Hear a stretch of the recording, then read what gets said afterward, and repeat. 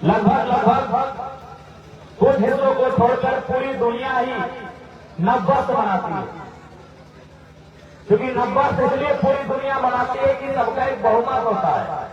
जैसे हेमंत के पास 56 सीटें हैं, बहुमत है तो उनकी सरकार है, तो ठीक उसी प्रकार 1 जनवरी मनाने वालों की संख्या ज्यादा है, इसलिए बाकी लोग भी फॉलो करते हैं।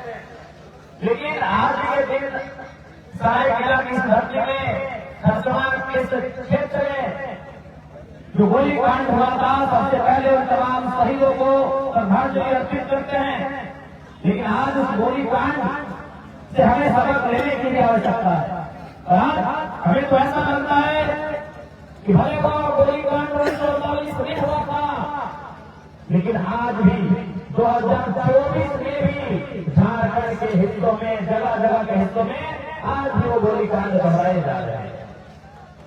आज तो फर्क इतना है कि सामूहिक गोलीकांड नहीं हो रहा है। वो खरसवां का गोलीकांड सामूहिक था। 50,000 आदिवासी मूलवासी थे जिन पर गोलियां चलाई गई थी। आज भी हमारे साथ गोलीकांड हो रहा है, लेकिन टुकड़ों में हो रहा है। कभी नवाबुद्दीन में हमारे साथ, तो कभी टाटा में, कभी किस्को में, कभी उषा मार्टिन में। आज भी हमारे साथ 1948 की घटना आज भी दोहराई जा रही है। बस फर्क इतना है कि उस समय सीधा गोली मारा गया था, आज झंडा मारा जा रहा है, आज झूठे मुकदमों में फंसाया जा रहा है, आज हमें जेल की काली कोठरियों में भरा जा रहा है। बस इतना सा बदलाव हुआ। आज की स्थिति वही है। उस समय गोलीकांड का शामिल थी उड़ीसा की मिलिट्री फोर्स यानी उड़ीसा की सरकार, और आज की गोलीकांड का शामिल है ये उद्योग चलाने। आज ये कंपनी शामिल है आज गोलीकांड में। हम तो वहां आए हुए थे श्रद्धांजलि देने के, लेकिन कल शाम से लेकर अभी तक लगभग हमें 1 दर्जन आवेदन मिला है, 1 दर्जन शिकायत हमें मिला है। उन शिकायतों में क्या लिखा है कि नौमुंडी में किसी ने हमारी जमीन पर पाइपलाइन बिछा दिया है, किसी ने हमारी जमीन पर कारखाना बढ़ा दिया है, लेकिन हमें आज तक मुआवजा नहीं मिला। खरसवां का गोलीकांड हुआ था, जमीन बचाने की लड़ाई थी। आखिर खरसवां का गोलीकांड क्या था? खरसवां का गोलीकांड था जमीन बचाने की ही लड़ाई थी कि वे लोग खरसवां का हिस्सा उड़ीसा में मिलने नहीं देना चाहते थे। क्या था खरसवां का गोलीकांड? जमीन बचाने की ही लड़ाई थी, भाषा संरक्षण की ही लड़ाई थी, स्वाभिमान अस्मिता की लड़ाई थी, है कि ना? क्या था खरसवां गोलीकांड? यही था कि हम अपनी जमीन को उड़ीसा में नहीं मिलाएंगे। लेकिन आज हमारी जमीन इसको में मिल गई, कहीं टाटा में मिल गई, कहीं उषा मार्टिन में मिल गई, लेकिन आज हमें कुछ नहीं। आज बहुत सारे मीडिया वाले भी बैठे हैं, हमसे कहते हैं कि आप उद्योग के विरोधी है क्या? नहीं, हम उद्योग के विरोधी नहीं, हम कंपनी फैक्ट्री के विरोधी नहीं है।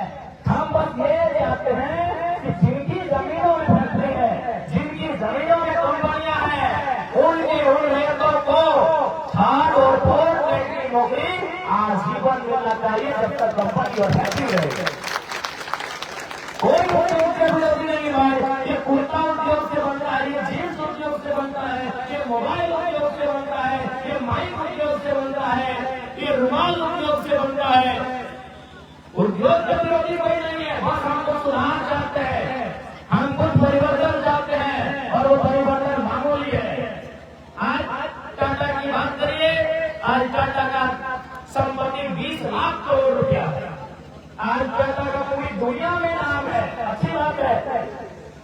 लेकिन मेरा एक सवाल है कि जिन लोगों को टाटा ने जमीन लेकर बताया था कि आज उनके पास 2 करोड़ की प्रॉपर्टी है, तो मेरा तो बस एक रिटर्न सवाल है हमारा। जी हाँ, टाटा की संपत्ति 20 लाख करोड़ की है, लेकिन जिन लोगों ने टाटा को जमीन दिया, क्या वे लोग 2 करोड़ के ही काबिल हो पाए इन 100 सालों में?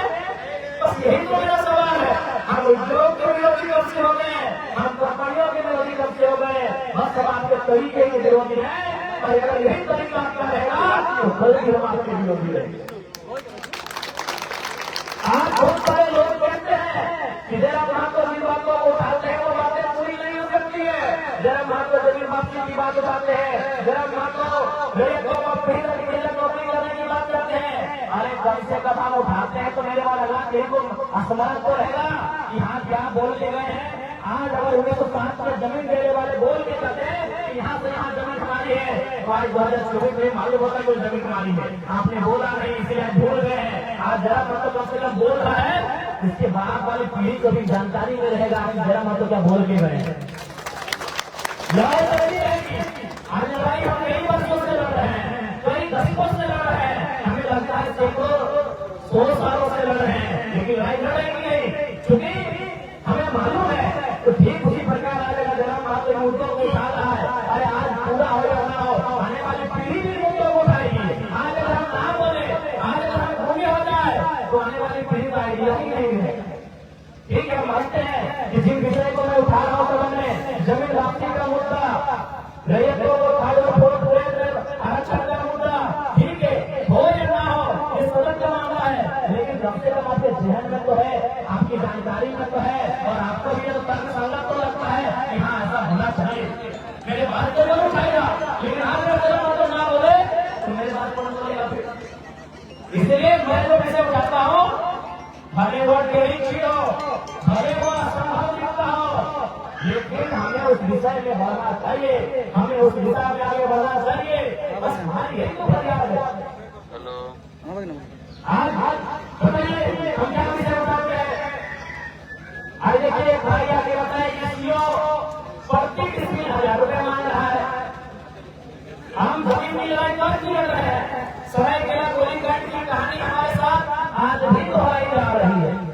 बस फर्क इतना है कि वहाँ 50,000 लोगों को एक साथ गोली मारा गया था, यहाँ कभी 500 लोगों को मारा जाता है, कभी 50 लोगों को मारा जाता है, कभी 500 लोगों को मारा जाता है। फर्क इतना है कि वहाँ जान से मारा गया था, आज लाठी डंडे से मारा जाता है। फर्क यह है कि वहाँ मिलिट्री से मारा गया था, यहाँ झारखंड पुलिस से मारा जाता है, कभी कैसे कभी कैसे के बहाने हमें मारा जाता है। बस एक फर्क इस बार हमारे जान नहीं लिया जाता, हमारी जान को बख्श दिया जाता है, बदले में हमें कानून के कुछ गाँव पे उलझा के रख दिया जाता है, हमें डरा धमका के रख दिया जाता है और हम पीछे हट जाते हैं। इसलिए आज हमें लगता है झारखंड की जनमानस को एक पूरा उलगुलान की आवश्यकता है।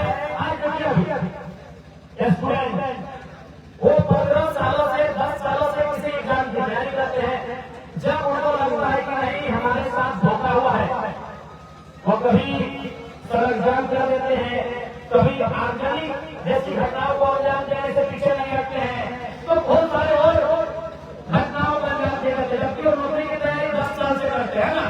ये जो युवा जो स्टूडेंट 10 साल से नौकरी की तैयारी कर रहे हैं, उनके अंदर इतना गुस्सा है कि जमीन बनाने में हमें कई पीढ़ी लगी है, हमारा गुस्सा कितना है। अरे भाई जबकि वो नौकरी की गारंटी नहीं है, वही युवा जो तैयारी करे, अच्छी बात है, वो स्टूडेंट थे वो पार्टिसिपेट किया है, लेकिन क्या वो गारंटी की नौकरी को मिलेगी? लेकिन वो जमीन हमारी गारंटी है, तो हमारा गुस्सा कितना होना चाहिए। एक 10 साल की नौकरी की तैयारी करने वाला युवा गुस्से में इतना आग बबूला होता है कि सड़क को रोड के रख देता है, रेल और बसों को रोड के रख देता है। तो सोचिए जो कंपनियां हमारी जमीन मनमाने ढंग से ले रही है, जिस जमीन को बनाने में कई पीढ़ी लगा, एक पीढ़ी में जमीन नहीं बना होगा और कई पीढ़ी तो लगा ही लगा है, साथ में कई 100 सालों से जमीन हमारे पास है।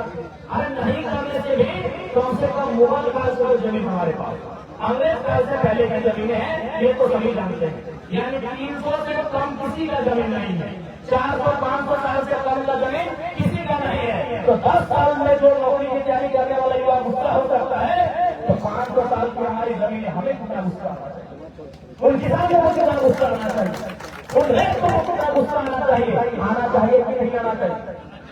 लेकिन बात यहाँ ये है ना कि सिस्टम ने इतना सोचा है कि किसान बोलता है छोड़, एक दिन तो ऐसे मरेंगे, कहाँ है लड़ाई झगड़ा करने वाले हैं, छोड़ छोड़ छोड़, जो होगा हमारी तकदीर नहीं ऐसा है। तो ये एक बात सोचे कि भाई जहां नाकों के पीछे झारखंड के लोग दृष्टि क्यों बनाए हैं। वास्तव में एक किताब का मैं उदाहरण आपको देते हैं, उस किताब का नाम है झारखंड के विस्थापितों का दर्द। उस किताब को लिखा है पुरुलिया के ज्योतिलाल महतो ने। उस किताब में वो बहुत मार्मिक लाइन लिखा है, वो कंपनियों से बिक्री करते हुए लाइन लिखा है कि हमें छोड़ दो, हम कालांतर से युद्ध लड़ते लड़ते थक गए हैं, अब हमें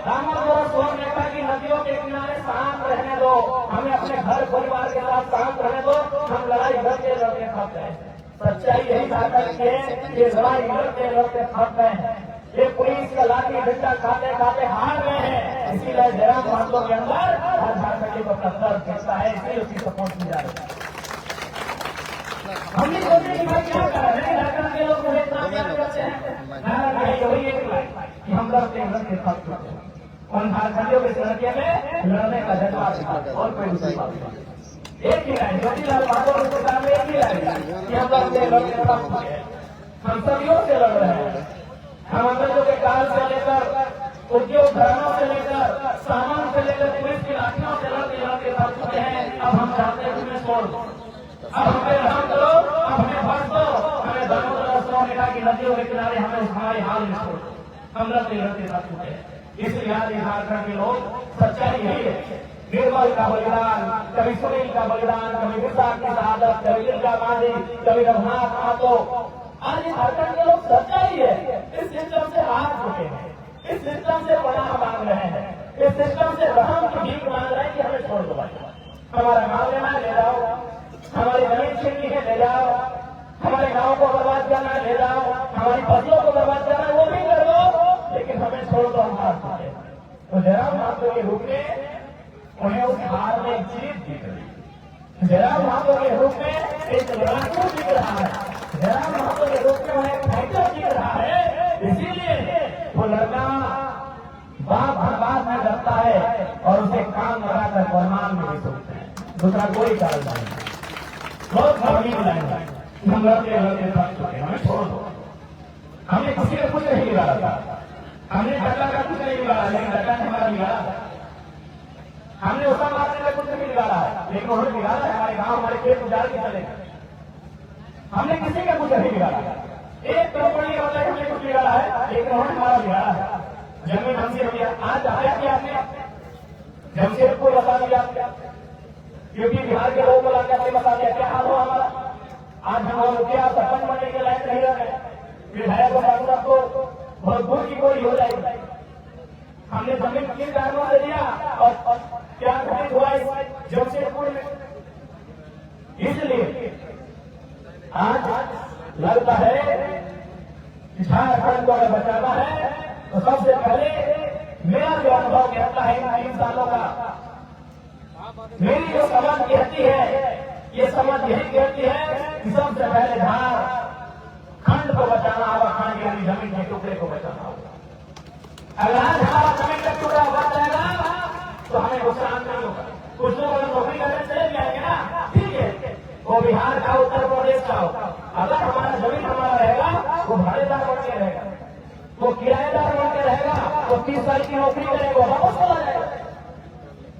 यही ना, अगर हमारी जमीन सुरक्षित रही, ठीक है भाई, भारत एक संवैधानिक देश है, हम 100% रिजर्व नहीं कर सकते, आने के लिए किसने मना किया है, लेकिन हम जमीन नहीं लेंगे, हम क्वार्टर लेंगे, हम रेंट ले लेंगे। आए कोई भी है, वो बिहार का पुलिस है या उत्तर प्रदेश का मास्टर है या बंगाल का मैनेजर है, आज नौकरी करने के, लेकिन सर क्या है, आप हमारी जमीनों में भाड़ेदार बन के रहेंगे। जैसे ही आप 5 साल की उम्र पार करेंगे, बोलिए हम इस तरह लेकर अपने राजभवन चले जाएंगे।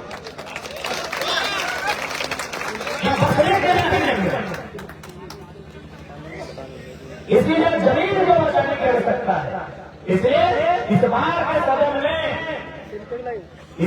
सदन में मेरा महत्वपूर्ण मुद्दा केवल और केवल विस्थापन का रहेगा, रैयतों का रहेगा और जमीन संबंधित रहेगा। ये बहुत बड़ा विषय है। अगर जमीन ही नहीं रहेगा तो देखिए जमशेदपुर की कहानी, ये बड़ी बड़ी इमारतें, ये बड़ी बड़ी दुकानें और आपका जूता सिलाई का दुकान नहीं है, तो मुझे बता दीजिए।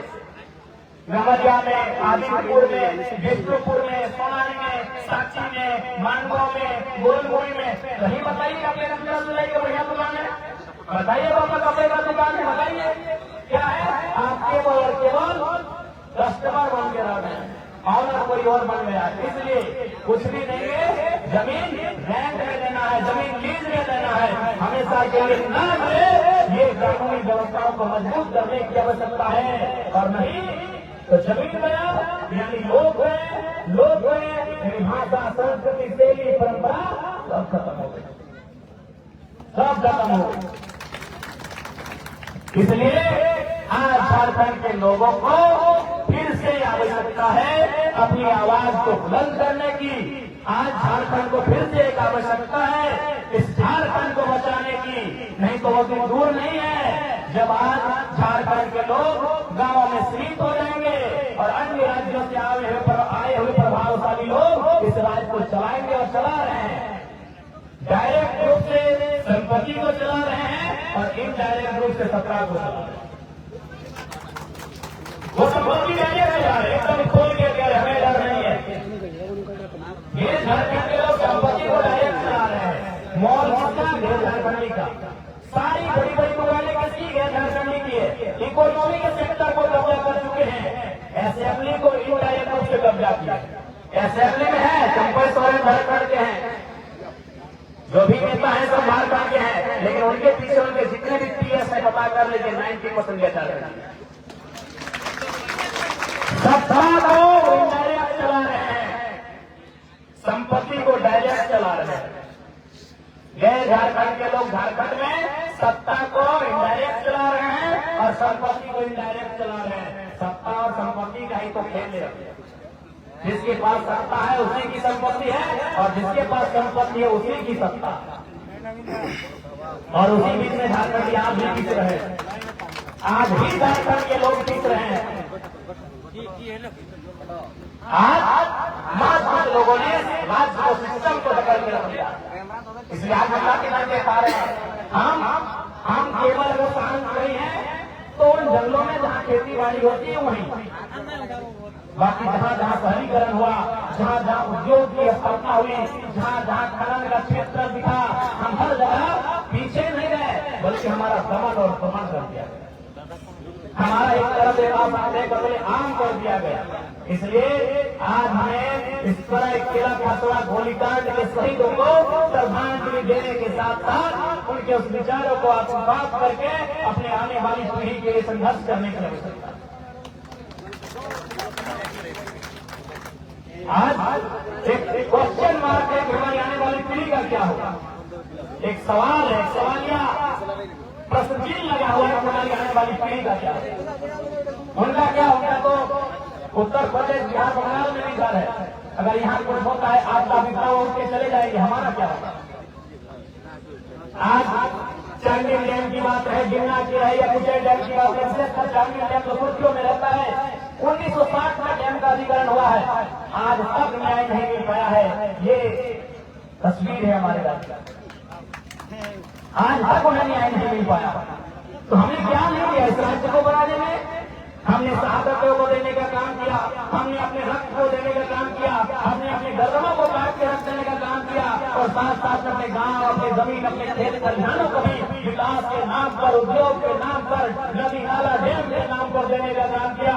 लेकिन आज हमारे साथ केवल सोचेला व्यवहार हुआ है। इसलिए आज झारखंड के जनमानस को समझने की आवश्यकता है। आज हम जो बातें कह रहे हैं आज के दौर में सही बातें कठिन है, आसान नहीं है इन बातों का कार्रवाई हो पाना, लेकिन कम से कम आपके सहन में तो रहेगा। जब भारत देश आजाद हुआ था, आजादी की लड़ाई के लिए तो 1765 के आसपास की शुरुआत हो गई थी, लेकिन दिल्ली 1947 में। तो जब 1765 का टाइम था उस समय भी लोगों को लगता था कि यह कठिन काम है। जैसे आज आप लग रहा है कि जरा मतलब जो बोल रहे हैं वो कठिन है, लेकिन हम लगातार बोलते हैं, लगातार एक दूसरे से बात करते हैं तो कभी तो मुकम्मल होगा। अगर 1765 में जब आजादी की लड़ाई अंग्रेजों से छिड़ी जा रही थी, अगर उसी समय उनको निराशा मिली और उस निराशा से अगर चुप हो जाते हैं तो 1947 में आजादी मिलती।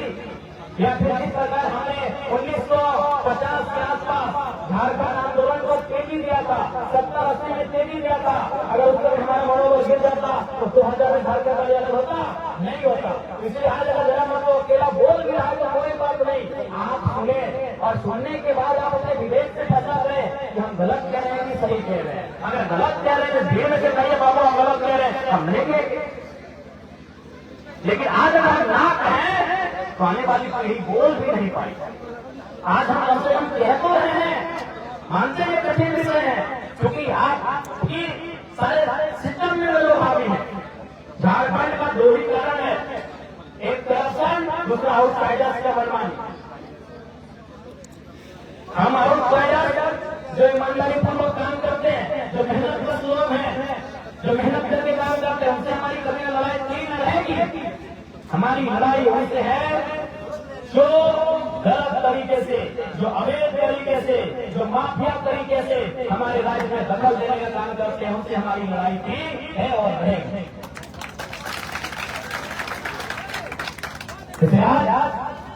झारखंड के जनमानस को यह समझने की आवश्यकता है कि गोलीकांड हमारे साथ आज भी हो रहा है। कोई ऐसा जगह नहीं है कि जहां हमारे साथ गोलीकांड नहीं हो रहा है। आज भी उनकी जमीन नजर वहीं पर थी जहां आज से 100 साल पहले थी। आज भी वही नजर है। आज से 100 साल पहले उनकी नजर कहां थी? हमारी जमीन में थी। टाटा ने एक्वायर कर लिया अपने साथ में। उससे 100 साल पहले कहां थी? रघुनाथ मार्ग है, चाहे इनका मार्ग रहे, लड़ाई क्या थी? जमीन की लड़ाई थी। उससे 100 साल पहले भी उनकी नजर हमारी जमीन में थी, उसके 100 साल बाद में उनकी नजर हमारी जमीन में थी, और उसके 100 साल बाद यानी आज भी उनकी नजर हमारी जमीन पर ही है।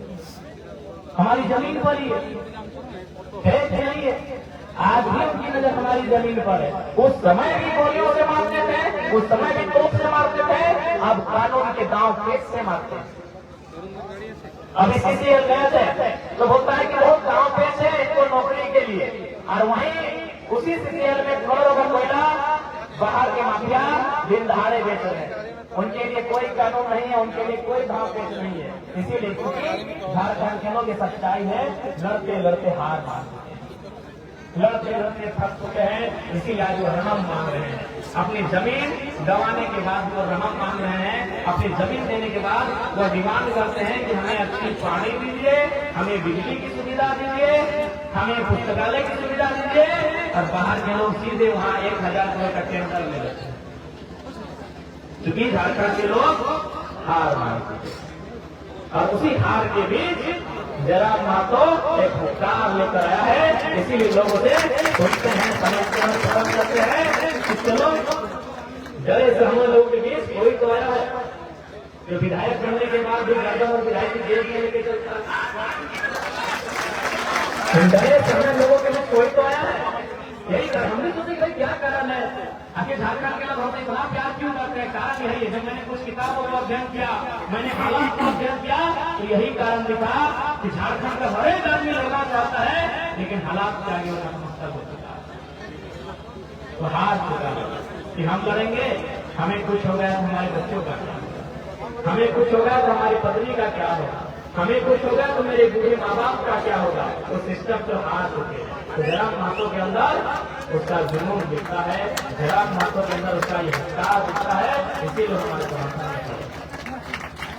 आज पुनः वैसी बात को कहेंगे कि आज भी हम चाहते हैं कि अगर हमारा गर्दन भी कट जाए, विधायकी तो बहुत मामूली विषय है हमारे लिए, हमारा गर्दन भी कट जाए तो हम थाली में परोस के रख देंगे, लेकिन शर्त यही है कि हमारे बाद और किसी का गर्दन नहीं कटना चाहिए।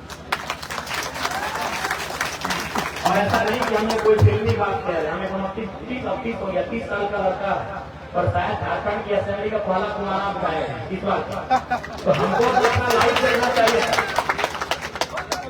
हमको तो कम से कम आप थोड़ा सा अपने आप को बदल देना चाहिए क्या कि चलो यार अपना घर परिवार बताया जाए, विधायक बन गए हैं, 2 लाख 2.5 लाख 3 लाख का सैलरी मिलेगा, गाड़ी के लिए लोन मिलेगा, घर के लिए लोन मिलेगा, एरोप्लेन की यात्रा फ्री में मिलेगी, ट्रेन की यात्रा फ्री में मिलेगी, टोल टैक्स फ्री में पार होंगे, किसी होटल में खाना फ्री में मिलेगा।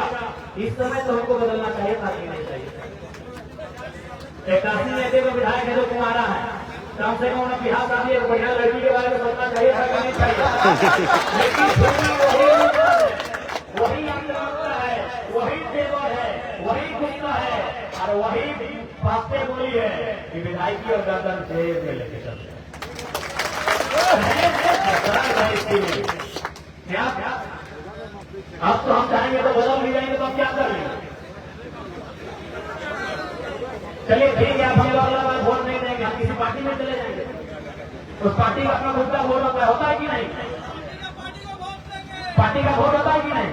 लेकिन आज भी हम सबसे युवा विधायक झारखंड का, इस सदन का एकमात्र कुंवारा विधायक झारखंड का, लेकिन फिर भी हम ऐसो आराम की नहीं, कांटों की रास्ता को ढूंढ रहे हैं। बताइए मेरी उम्र का कोई विधायक बन जाए तो क्या करता? नया साल के दोस्तों के साथ किसी नदी के किनारे जाता, पुरी जाता, दीघा जाता, गोवा जाता कि नहीं? एक 30 साल का कुंवारा युवा विधायक नया साल में क्या करता? अपने दोस्तों के साथ पार्टी करने जाता, पार्टी शादी करता। लेकिन आज जरा महतो क्रांति की बात आज भी कर रहा है, आज भी वह कांटों की रास्ते में चल रहा है कि नहीं? क्योंकि हम चाहते हैं इस राज्य में बदलाव हो, इसलिए हमें आज फिर कहेंगे, ये कोई हम बदलाव की बात नहीं कर रहे हैं कि हम कोई एक कहने और भाषण की बात नहीं कर रहे हैं। जिस दिन हमारे गर्दन को चाहिए, लेकिन शर्त है कि मेरे गर्दन के बाद उसकी गर्दन नहीं कटनी चाहिए।